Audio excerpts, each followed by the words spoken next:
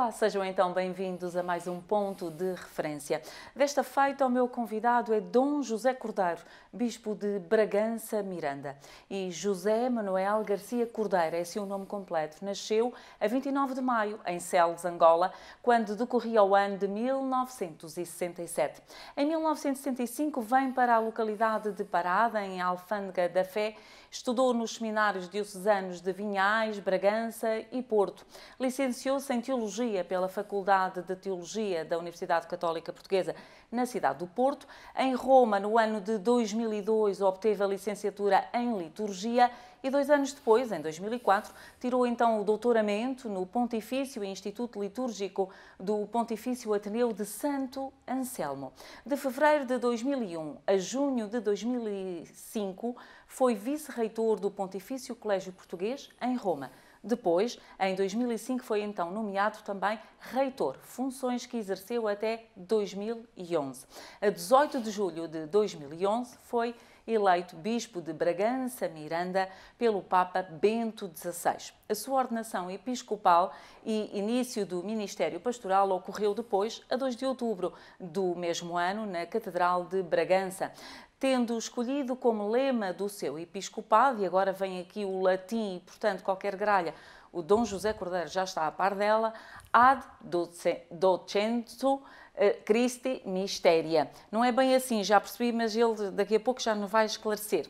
É presidente da Comissão Episcopal da Liturgia e Espiritualidade desde 2014. É também membro da Congregação para o Culto Divino e a Disciplina dos Sacramentos desde 2016 e vogal do Conselho Permanente da Conferência Episcopal Portuguesa desde 26 de abril de 2017.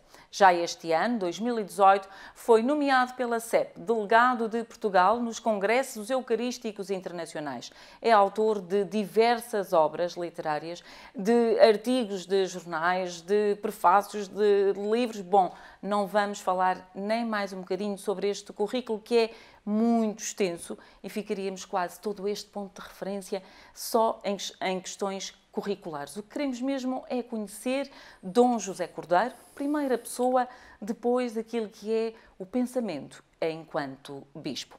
E assim sendo, Dom José, desde já muito obrigada por ter aceitado o nosso convite e estar hoje neste ponto de referência. E eu queria perceber que recordações é que tem da sua terra natal, que é Angola. Muitas e boas, e também avivadas pelas sucessivas idas que felizmente se tornaram agora habituais, até numa colaboração com a Conferência Episcopal de Angola e São Tomé. Já este ano, na Quaresma, tive a oportunidade de ir à minha terra natal e, sobretudo, ao lugar onde fui batizado.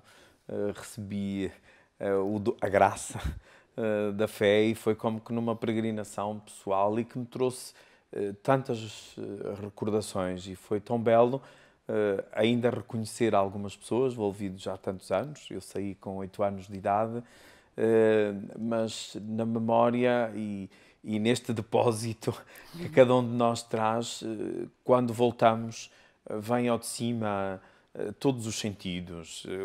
O perfume da fruta, do ar, as várias lembranças e que algumas dessas pessoas me ajudaram a avivar e a refrescar. Foi tão belo e dou profundas graças a Deus por isso. Angola é uma terra abençoada e felizmente que está a percorrer os caminhos da paz, da justiça, do encontro. Em termos desta saída, de facto tinha ali cerca de 8 anitos, quando saiu de Angola para vir para Portugal. Houve alguma coisa que nessa idade, 8 anos, o marcou nesta mudança? Sobretudo a vinda, que foi muito atribulada. Recordo-me de onde vivíamos, em Capolo, Amboiva, do Celes e hoje a Diocese do Sumbe.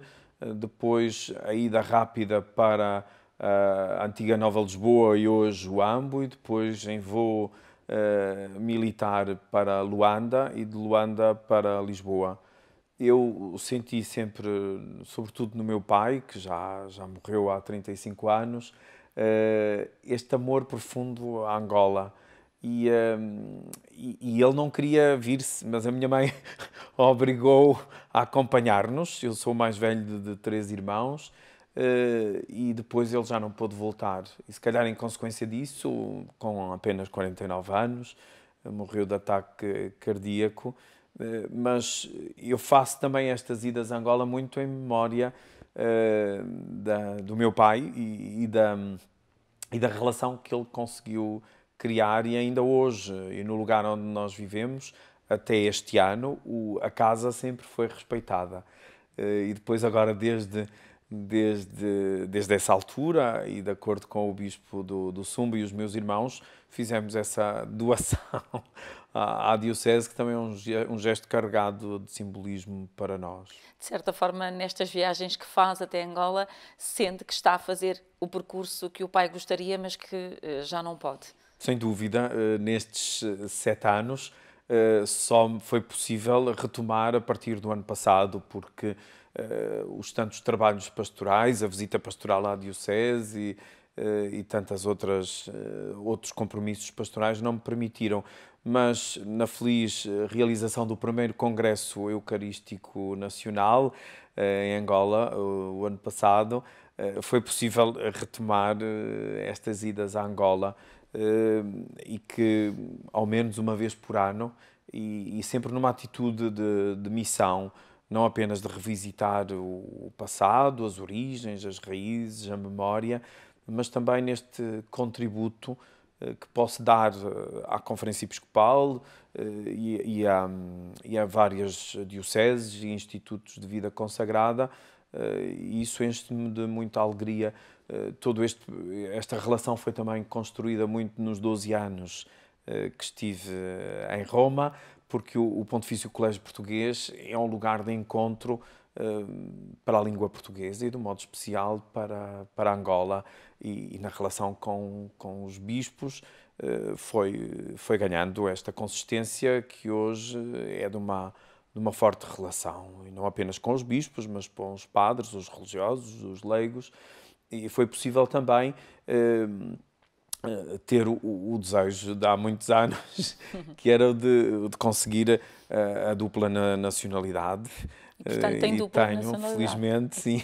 E o arcebispo de Luanda dá uma residência na sua casa e tem permitido, e até 2020 espero que possa ser renovada, e se facilita muito também a relação e o contato, e também, na medida das possibilidades, de ser um interlocutor mais próximo para várias questões que juntos podemos levar por diante, sobretudo naquilo em que me sinto um pouco mais à vontade na área da formação, no campo da liturgia, da oração e da parte espiritual.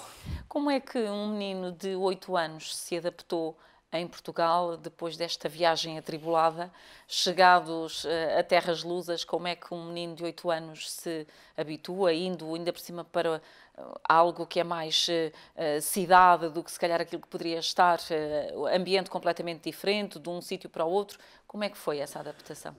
Sei que foi muito difícil, os meus pais também me testemunharam isso, os meus irmãos, porque eu vinha já com a segunda classe, na altura, completa, e passei diretamente, porque chegámos em finais de agosto de 75, já quase, todos os outros tinham regressado ou tinham vindo para Portugal, e nós, pelo menos naquela área, fomos dos últimos. E depois fui diretamente para a terceira classe, e recordo-me que foi um choque muito grande, não apenas no clima, em todos os hábitos, na alimentação, na relação, mas foi também de uma inserção relativamente fácil, e numa aldeia em Parada Alfândega da Fé, onde a família e a vizinhança tornaram tudo isto muito mais simples e muito mais humano e próximo. Olhando para trás, como é que vê a infância da criança José Cordeiro em Angola? Vejo com muita alegria e com muita gratidão daquilo que me ajudam a recordar os mais velhos, que eu na altura era de alguém muito vivo e muito traquina também. E por isso algumas marcas também ficaram de algumas quedas desse tempo e até de outras brincadeiras e de outras circunstâncias atribuladas, como no braço direito ter sido mordido em 3 lugares por um cão e ficaram essas marcas, mas recordo com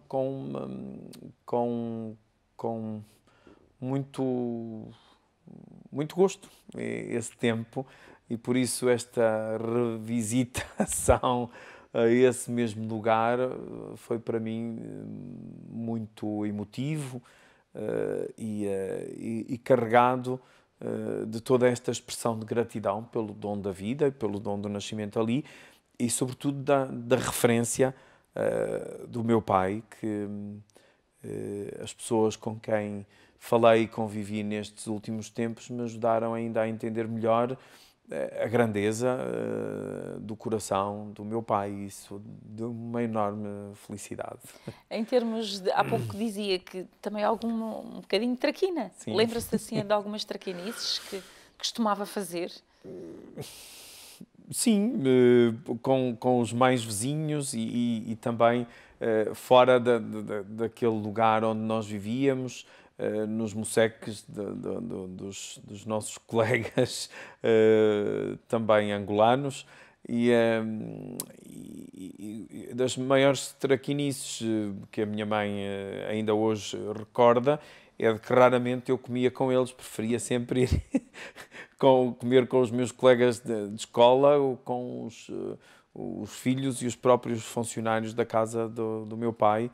E isso acho que está também dentro de mim, e por isso algumas destas tais traquinices que disse eram porque fugia do alcance do olhar dos pais ou daqueles que também que estavam mais próximos de nós, porque os meus pais dedicavam-se ao comércio.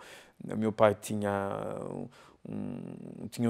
na altura 3 caminhões e grande chitaca, como se chamava lá, numa grande quinta que levavam os produtos para o mercado central em Luanda, mas também tinham ali venda local de produtos e ainda existia o sistema da troca, de trazerem produtos da terra e levarem tecidos e outras... A troca direta. Exatamente, sim.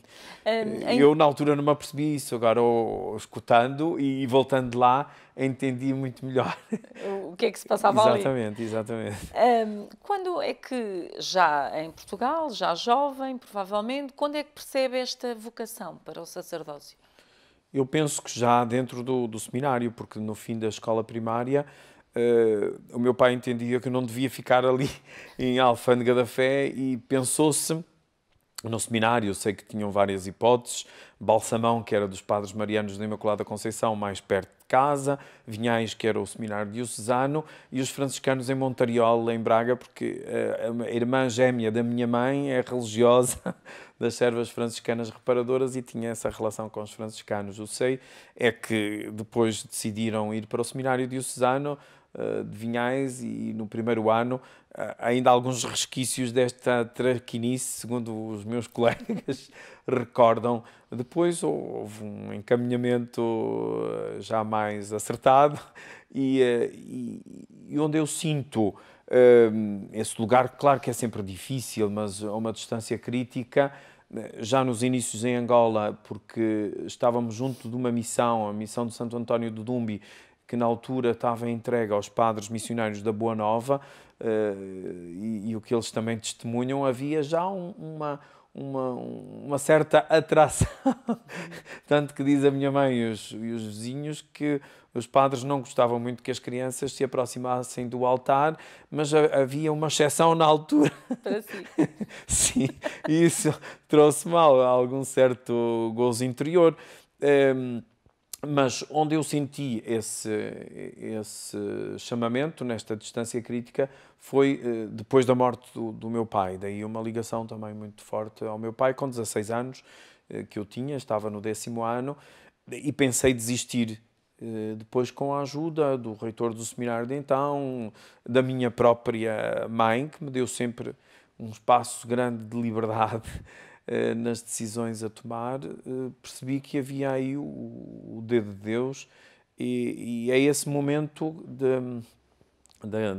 desse tal chamamento mais sentido, que depois foi aprofundado, e é difícil dizermos exatamente onde aconteceu. Mas para mim, um ponto de referência é esse aí. Sempre recordo, e a minha mãe também, com alguma frequência, também o recorda, porque quando os outros familiares diziam, porque tivemos que ficar também com um tutor na altura, que talvez fosse melhor deixar o seminário e estar mais próximo da mãe, e até levar por diante os negócios do meu pai, porque ele teve sempre este espírito empreendedor, e aqui em Portugal começou do zero e conseguiu.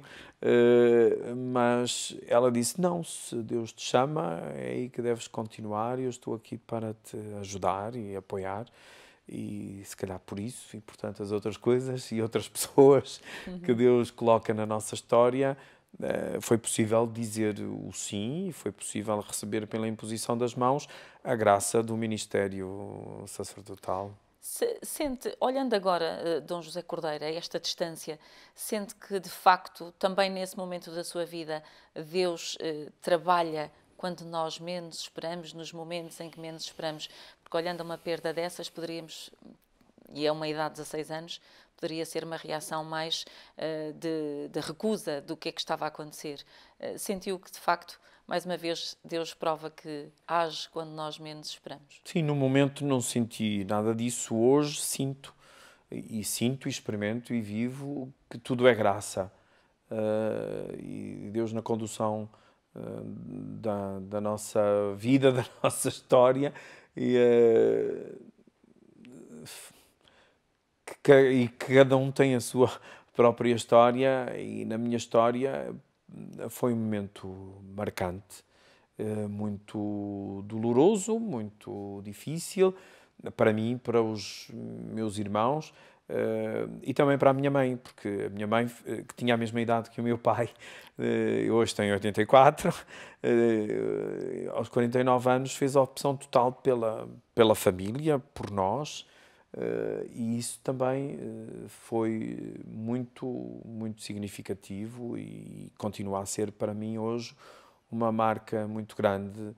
E eu sinto que o meu pai hoje está muito mais presente na minha vida do que estava, se calhar, nessa altura, com os 16 anos, e as recordações e as marcas são mesmo muito, muito profundas. Mas acredito na providência, e acredito na graça, e que nós somos chamados a integrar tudo na nossa vida e na nossa história. Como é que os irmãos reagiram quando comunicou que queria seguir este rumo na vida? Sempre tivemos uma boa relação, como mantemos hoje, e nunca senti da parte deles nenhum obstáculo, pelo contrário, e procuramos uma entreajuda, e cada vez mais e melhor. Olhando para a sua vida e olhando para o ambiente familiar que sempre teve, o que é que acha que lhe ficou como ensinamento profundo que ainda hoje marca as suas opções e decisões de vida? Que a relação e o encontro é o fundamental na família, porque é o amor que dá sentido à vida. E cuidar de todos os momentos. Eu guardo em nós, por exemplo, quando estamos à mesa, e hoje até com os mais pequenos, os meus sobrinhos e afilhados, os filhos dos meus irmãos, recordamos isso. O meu pai tinha como algo sagrado o momento da refeição, e por isso não permitia a televisão, não permitia qualquer outra distração. E nós hoje, quando nos encontramos, referimos sempre isso, porque é o momento por excelência do encontro da família, e guardamos isso como uma grande memória, o irmos juntos à missa. E eu às vezes também tenho dito em brincadeira, se calhar se não fosse obrigado, entre aspas, no sentido de que aquilo que era o essencial e prioritário, talvez fosse para mim difícil hoje ser o que sou, não é? E viver a fé que tenho, que a devo aos meus pais, e depois cultivada também na liberdade e na inteligência, dos nossos dias, mas quando digo obrigado, o mesmo que se aplicava a ir à escola ou às refeições ou tudo aquilo que é do âmbito da vida familiar, mas guardo isso como um tesouro precioso. Avançamos no tempo e estamos no dia da sua ordenação sacerdotal. Recorda ainda bem esse dia? O que é que sentiu? Que emoções é que foram por aí adentro? Recordo muito bem. É um dia feliz, o dia 16 de junho de 1991, na Igreja do Seminário de São José, em Bragança. Um momento de um ponto de chegada e de um ponto de partida. E eu, na altura, tinha escolhido como palavra para iluminar a vida e o ministério, já no tempo de seminário, uma palavra que muito me marcou, da vocação de Isaías, do capítulo 6, versículo 8, quando diz à resposta do Senhor, a quem é que havemos de enviar? E ele disse, eis-me aqui, podeis-me enviar. E eu coloquei-me sempre nessa atitude de uma humildade confiante e alegre. Eis-me aqui, podeis enviar-me, já que não me atrevia a escolher as palavras de Nossa Senhora no momento da Anunciação, porque o ícone da Anunciação tem-me acompanhado sempre ao longo de toda a vida.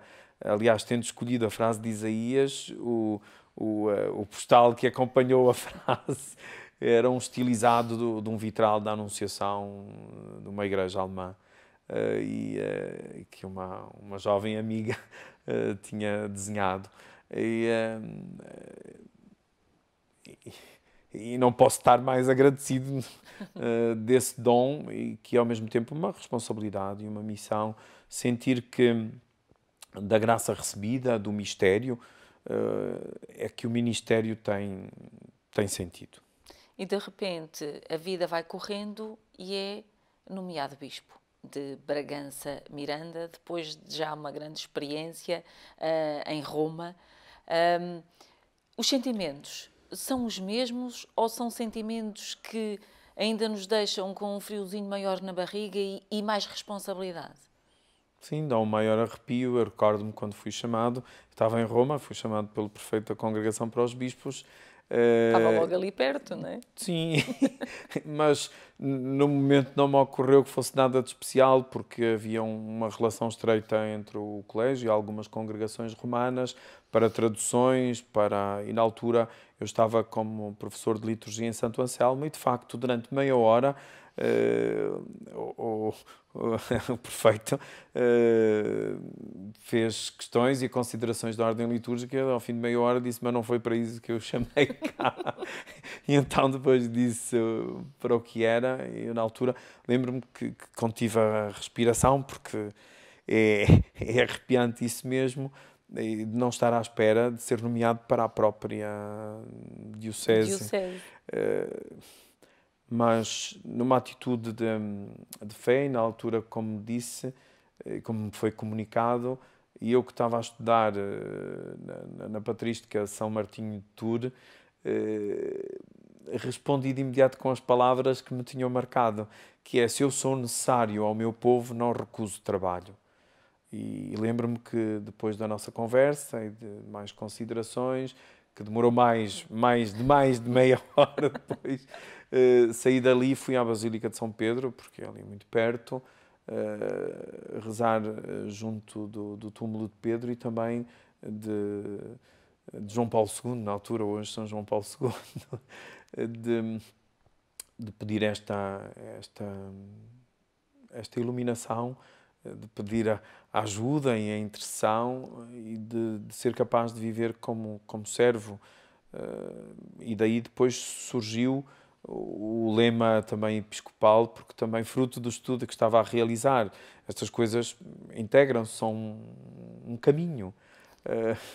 E ad docendum Christi Mysteria, quer dizer, para mostrar os mistérios de Cristo, era a palavra que o bispo dizia na ordenação aos presbíteros e aos bispos, na liturgia hispânica ou moçarábica, que seria, porventura, a liturgia celebrada também na região onde eu me encontro e em toda aqui a área da Península Ibérica, exceto alguns lugares.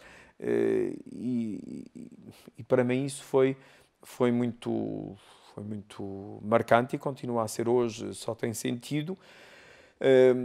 Se for serviço, e é nessa atitude, com a fragilidade da minha pessoa, que me coloco, confiando mais nele do que em mim próprio e repetindo muitas vezes também aquela oração que muitos cristãos, sobretudo do Oriente, rezam, com a própria respiração: Jesus Cristo, Filho de Deus, tem piedade de mim que sou pecador. É nesta condição, para a vocação maior de poder mostrar os mistérios de Cristo que nos ultrapassam, de sentirmos sempre esta indignidade e de dizer se estamos ou não a corresponder a Cristo, porque Ele é que é o Bispo, Ele é que é o único, o belo e o bom pastor da Igreja, e a nós é-nos dada a missão de apacentar, mas não nos é dado o rebanho. Como ele disse a Pedro: tu amas-me, tu és de veras meu amigo, então apacenta as minhas ovelhas, apacenta os meus cordeiros. Quer dizer, apacenta aos pequenos e aos grandes, apacenta a todos, mas são meus, não são teus. Tu só tens essa missão. E esta missão é todos os dias renovada, e na primeira obrigação que nós temos também como bispos, que é a oração. É na comunhão com Cristo, é nesta vida em Cristo, por Cristo, com Cristo e em Cristo, que ela tem de ser. E tem sentido.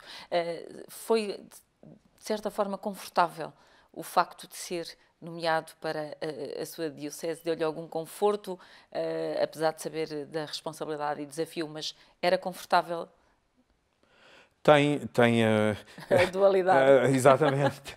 Porque, por um lado, é confortável, pelo conhecimento, pela relação. Mesmo estando em Roma, eu vinha sempre Natal, Páscoa, verão, e mantive sempre boa relação. Mas, por outro lado, é tudo muito mais difícil no discernimento, sobretudo porque é preciso pensar 2 ou 3 vezes, como às vezes na partilha com outros bispos costumo dizer, o que se torna também mais exigente e mais responsável da nossa parte. Porque se por um lado ajuda, por outro lado responsabiliza ainda mais, porque a fidelidade ao Evangelho e ao Evangelho da esperança e nesta atitude de despojamento e de total serviço e entrega, que é muito mais do que ser a própria terra, é muito mais do que ser a própria diocese, porque não é apenas o meu povo, mas é o povo santo de Deus que me está confiado, não é? E dar essa vida na capela da Casa Episcopal, herdei um quadro que todos os dias olho, medito, contemplo, que representa Moisés diante da sarça ardente, com as sandálias descalças. E é nessa atitude que me procuro colocar, que nem sempre é fácil, porque a cruz não é apenas a que está aqui ao peito, mas é uma cruz pesada, porque é difícil as circunstâncias em que vivemos também naquele território, os desafios são mais que muitos, e depois é uma vida que no momento da decisão é muito solitária, com Deus escutar todas as pessoas e o mais possível, mas depois decidir e entregar a vida todos os dias. Ela já foi entregue, mas é preciso todos os dias renovar isso e sem medo, mas ao mesmo tempo sempre com aquele sentido de que a terra que pisa é sagrada. As pessoas, as decisões a tomar, tudo isto é confiar na tal graça para que se possa mostrar os mistérios de Cristo. É difícil no mundo e na sociedade tão complicada em que vivemos hoje, ser mais visível isto mesmo, mas a graça é muito maior do que a nossa inteligência e que o nosso coração, e felizmente que as coisas vão acontecendo nesta atitude de peregrinos, sabendo que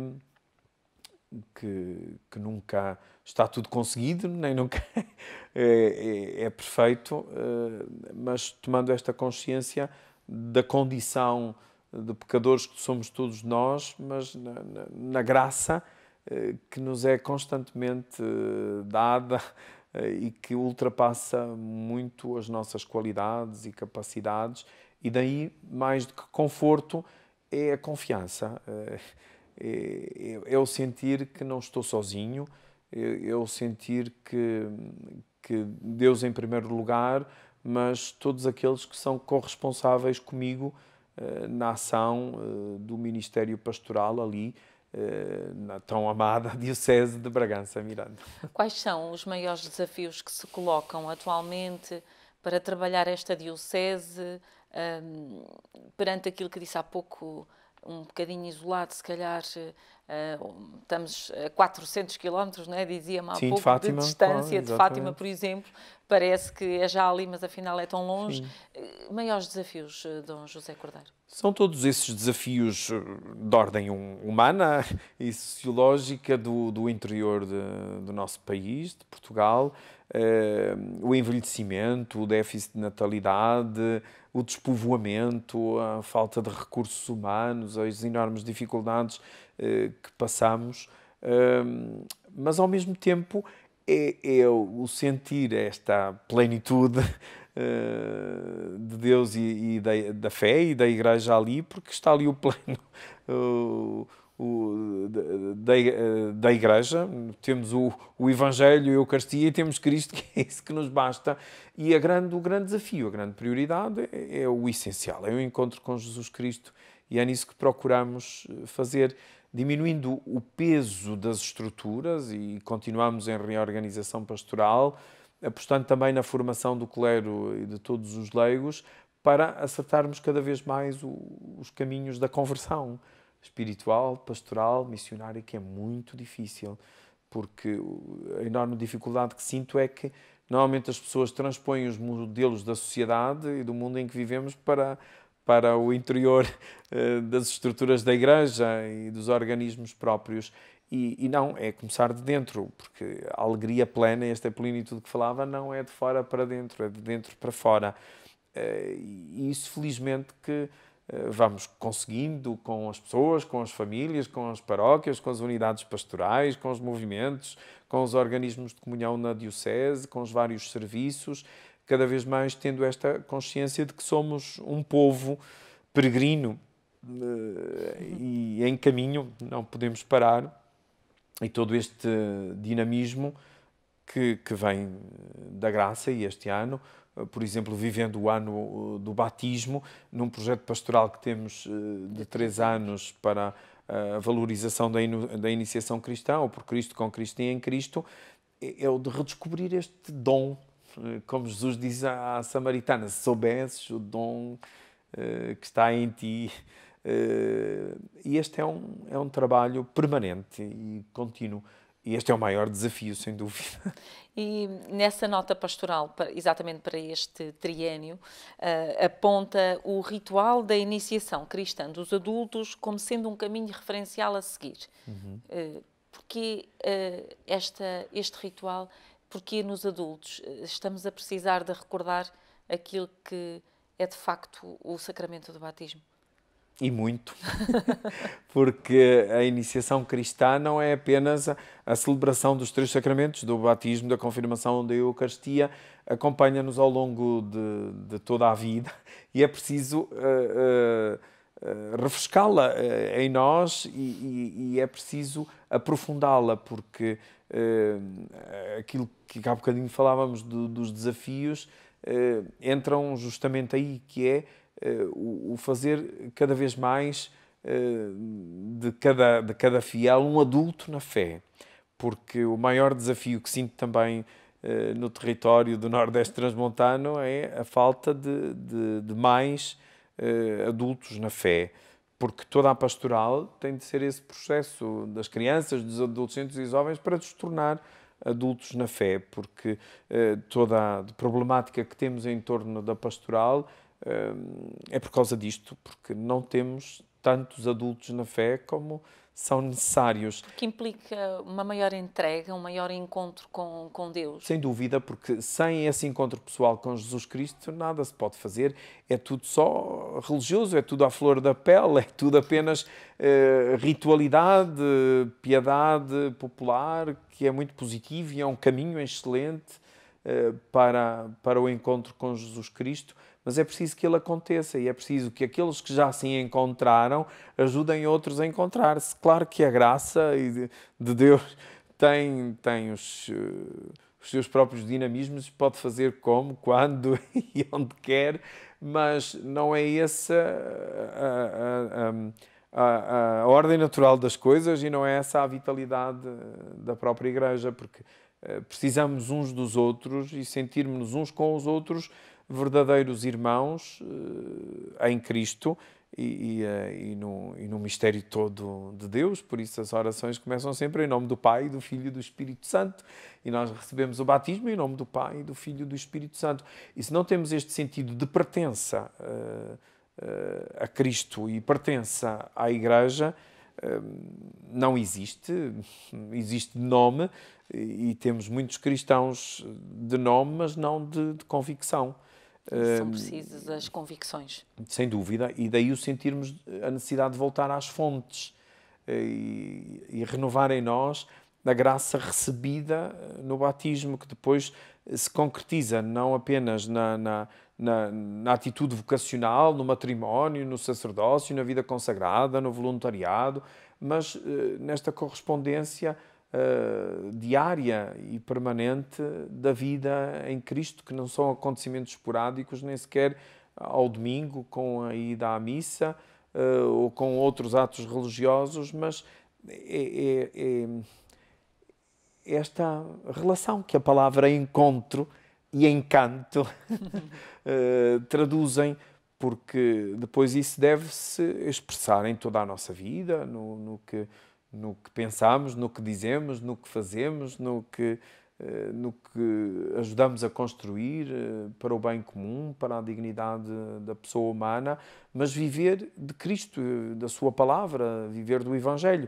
A alegria do Evangelho, de que tanto sublinha o nosso querido Papa Francisco, é isto, a alegria é a plenitude.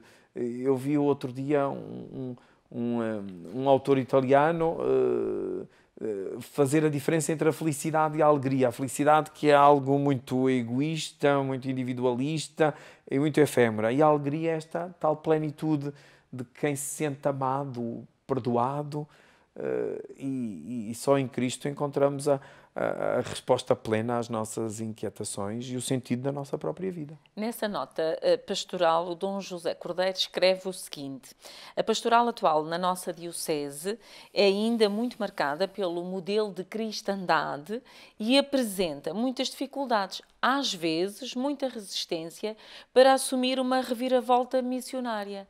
Quer especificar esta ideia? Esse é o ponto. Pareceu-me que este era um ponto-chave. Sim. E também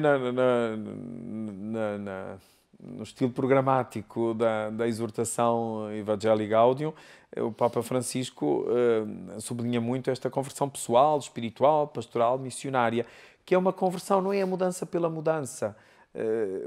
Além de estarmos mesmo numa época de mudança, não é? E que às vezes temos dificuldade em acertar, mas é para sermos mais fiéis ao Evangelho, com aquilo que somos, com aquilo que temos, com as estruturas pastorais, mas mais do que isso, com as pessoas. Como é que nós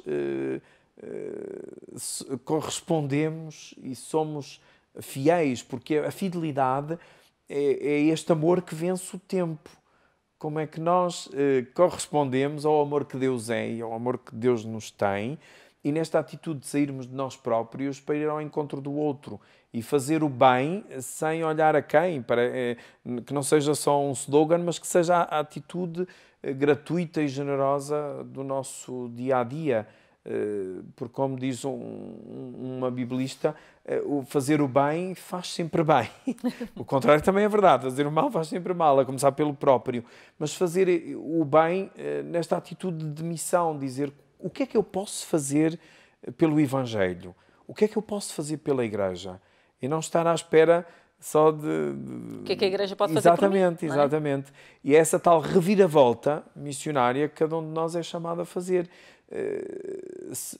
Porque estamos assim muito sentindo-se acomodados. sendo um lugar de fé e de esperança na Igreja e no mundo. E não nos acomodarmos. Exatamente, mas vivermos incomodados. Incomodados, quer dizer, com este ardor, tal como a sarça ardente de Moisés, a atitude do bom pastor, dizer eu não descanso enquanto os outros não sentirem o mesmo que eu estou a sentir e a viver e a partilhar esta alegria que vem de dentro, que não seja uma simpatia diplomática ou uma alegria meramente estratégica, ocasional, mas a alegria de quem se sente amado e perdoado por Deus e que, por sua vez, também transmite com autenticidade, com simplicidade, sem o intuito nenhum de proselitismo ou de fazer com que os outros se convertam. Não, é apenas fazer com que os outros sintam o mesmo que eu experimento, este amor que Deus é e o amor que Deus me tem, como dizia São Paulo VI, que Deus ama-te imensamente. E sentir Deus ama-me imensamente. Quando uma pessoa sente isto, tem consigo a maior das alegrias, a alegria das alegrias. E a luz que é Cristo, como nós dizemos no credo, a luz da luz, ilumina o seu coração e ajuda também a criar, se não forem portas, ao menos janelas de esperança na vida dos outros, não é? Muito bem. Na mesma nota, houve uma outra afirmação que me chamou a atenção. Na cuidada atenção à família e ao matrimónio, gostaríamos de encontrar lugares criativos de encontro, onde a fé, o discernimento e a vocação constituem um enorme desafio a acompanhar nos próximos tempos e, em especial, com os adolescentes e os jovens. Já conseguiram encontrar esse lugar? Estamos a dar passos nesse sentido e algumas experiências já bem conseguidas com adolescentes, com jovens, por exemplo, na familiaridade com a Palavra de Deus, as experiências de Lécio Divina que temos na Quaresma e agora replicadas em várias unidades pastorais ao longo do ano litúrgico, com a família, na escola de pais que começamos já a experimentar, com o Secretariado Diocesano da Pastoral Familiar que está a ser cada vez mais consolidado e de ajudar as famílias a serem uma autêntica igreja. Porque às vezes nós criamos, não sei, demasiados idealismos e alguns mitos e coisas intransponíveis, quando é para viver na simplicidade e na autenticidade dos tais valores que eu há um bocadinho também recordava da minha família e estou muito grato, porque nunca foi imposto, embora rezássemos o terço todos os dias em casa, mas os outros valores da justiça, do perdão, do amor, da partilha, do estar atentos às necessidades dos outros, aos que batiam em casa, à porta de casa e em tantas outras circunstâncias, vai entrando progressivo e lentamente na vida dos filhos e na relação de uns com os outros. Nesse sentido, tem havido uma maior consciência e um despertar nas unidades pastorais e no todo da Diocese. E temos alguns lugares onde visibilizamos isso, por exemplo, na Missa Crismal, por exemplo, na abertura do ano pastoral, que desde há 3 anos que fazemos coincidir com o ano litúrgico. No próximo dia 1 de dezembro vamos realizar essa Assembleia em Mugadouro, na Unidade Pastoral da Senhora do Caminho, Arciprestado de Miranda, e no Dia Diocesano da Juventude, que acontece sempre no sábado anterior ao 4º domingo da Páscoa, o Dia Mundial da Oração pelas Vocações. Eu sinto este caminho a ser realizado e o feedback é já positivo. Começam-se a colher alguns frutos, porque a semente é a melhor que pode haver, que é da Palavra de Deus, e o terreno também, porque as pessoas estão disponíveis para acolher. É preciso que aqueles que já se encontraram, como dizíamos antes, ofereçam oportunidades, e a nossa missão é de suscitar perguntas, não é tanto de de dar respostas para que cada pessoa seja esse lugar de beleza, esse lugar de encontro com Cristo e que depois, na família, nos grupos, nos movimentos, nos vários setores da pastoral, da catequese, da liturgia, da caridade, nós possamos ser esses lugares credíveis do Evangelho da esperança e da alegria. Olhando para um momento alto que a nossa Igreja viveu no mês de outubro, o Sínodo dos Bispos, os jovens, a fé e o discernimento vocacional foi tema em cima da mesa. Face às conclusões, Dom José Cordeiro, como é que olha para elas e que lugar é que os jovens têm na sua diocese? Eu olho para estas conclusões e para o sínodo que procurei acompanhar o mais possível, todos os dias, e imediatamente à saída do documento, em 2 dias, li-o na totalidade e colhi muitas provocações. E sublinho também aquilo que o Papa Francisco disse, que o sínodo foi como que uma vindima e que agora estamos à espera da recolha dos frutos e alguns frutos já foram recolhidos. O próprio processo do sínodo foi diferente de todos os outros nesta Assembleia e o modo como ela decorreu e todos os pontos fundamentais deste grande documento final nos provocam é decisivo e é para nós este sinal também de incómodo de sair do sofá, ele diz onde nós estamos também agora, mas por razões de logística aqui. Os jovens são igreja e é fundamentalmente o que se diz, não só o futuro, como muitas vezes se tem dito, não, são já o presente, são igreja e é preciso levá-los a sério. E levar os jovens a sério, como alguns também às vezes têm provocado, dizer não é só para fazer festas, não é só para arrumar coisas, não é só para não sei o quê. Não, é senti-los como pessoas e ajudá-los a serem adultos na fé. É isto, e não também endeusar a própria juventude, porque é uma idade transitória na nossa própria história e vida, mas fazer com que vivam plenamente a idade em questão e nós sermos companheiros do caminho, partilharmos o pão, partilharmos a alegria. Havia um bispo italiano, Dom Tonino Bello, que dizia que o missionário é alguém que, quando encontra ou melhor, é alguém que se deve sentir mendigo e quando encontra outro mendigo pergunta-lhe onde é que encontrou o pão para comer e o outro lhe diz onde é que foi esse lugar do encontro. E esta é a nossa atitude com os jovens e naquilo que insiste também muito o Papa Francisco, na relação intergeracional entre os mais velhos com os mais novos com os mais velhos, para que, como ele cita o profeta Joel, que os mais velhos possam sonhar e os mais novos possam profetizar. Parece que a ordem natural das coisas é outra, mas esta relação da memória, da profecia, tem que ser cada vez mais realizada. E nós temos aí um potencial enorme, um campo enorme.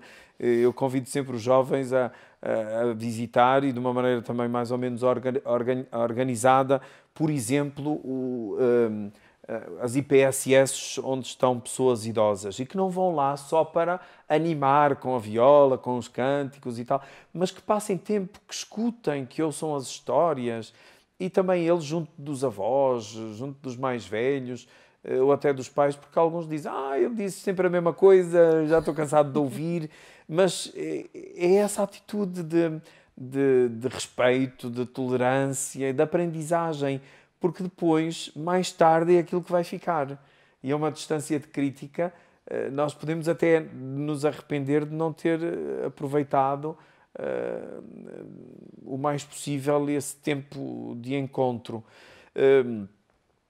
E fazer da nossa pastoral juvenil vocacional, sem o I, como se fossem realidades separadas, mas a pastoral juvenil vocacional como um caminho, um processo, não um conjunto de atividades ou de eventos.